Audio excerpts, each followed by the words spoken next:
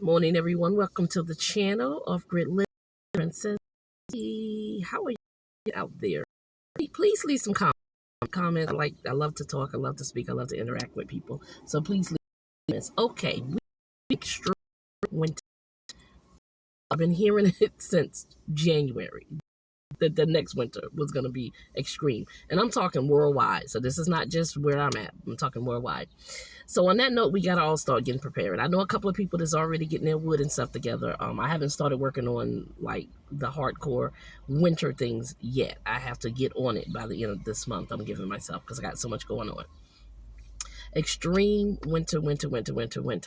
I'm gonna be posting some pictures of some things that you can get that can help with your winter on my Facebook channel, and when I get a chance, I'll do a diagram here as well on some things for the winter. Mr. Buddy heater, fave. I've had one before. I did a barter and trade, but I have one before. Mr. Buddy heater.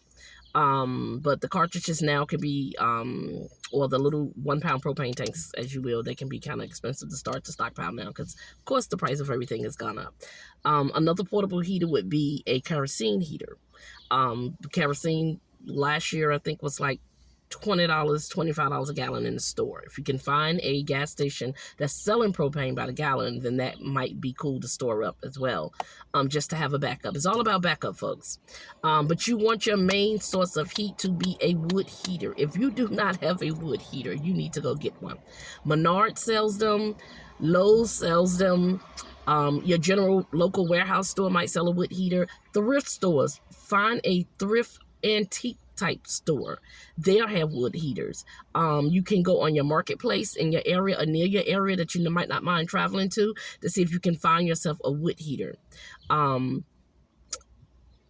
would suggest go ahead and install it, or at best get all your supplies. Get your pipes, your wood heater pipes. Get your heat retardant, your fireproof mat to set the heater on the floor. Get you one to put on the wall. Some people do decorative stuff, like they do the pretty bricks and stuff. Some people do a flame retardant wall.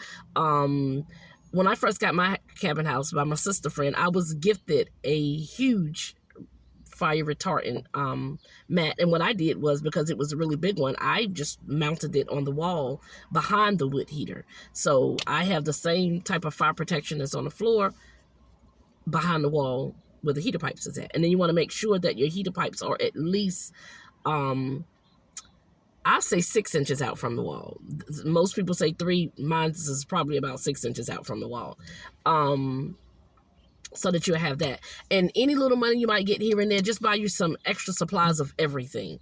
So that if something goes down, and like with me, because I've been living off grid for almost 6 years now, I've switched out pipes a couple of times since I've been out here, but I did not throw them away. Someone else coming to the property might need them, or you might set up a little workshop shack or something on the property where you might need some wood heat, and you can use that. Even though it might not be top quality anymore, it might still have some more use to it. They can be sand down, and then there's stuff that you can buy and recoat them as well. So there's different options there. But the number one way to make sure you can stay home warm, because most likely on your property or nearby somewhere, you may be able to get wood, twigs, trees. If you go to some lumber yards, like one that I go to, when they do the wood cutting, there's different blocks of all different sizes. The little teeny ones, I try to do a little pile of those where I actually use those for the grill. And sometimes I'll use the combination of the real wood and the charcoal together, or sometimes I'll just do just the wood because it's free. So usually, they'll just let you pick up all that you can pick up for free. And I wouldn't suggest using the pine in the heater unless it's an absolute emergency, because I find that pine clogs up your heater pipes real quick.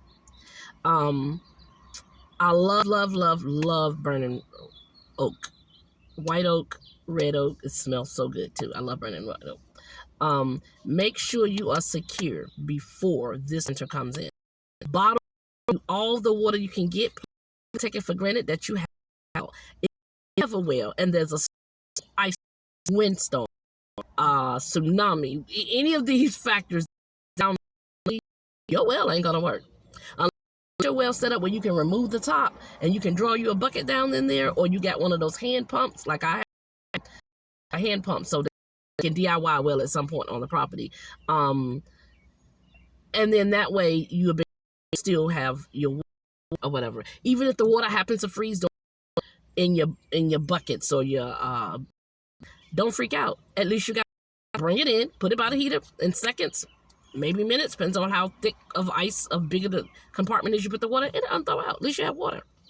And speaking of water, there's different ways. You don't have to necessarily have the fanciest hookup to gather water.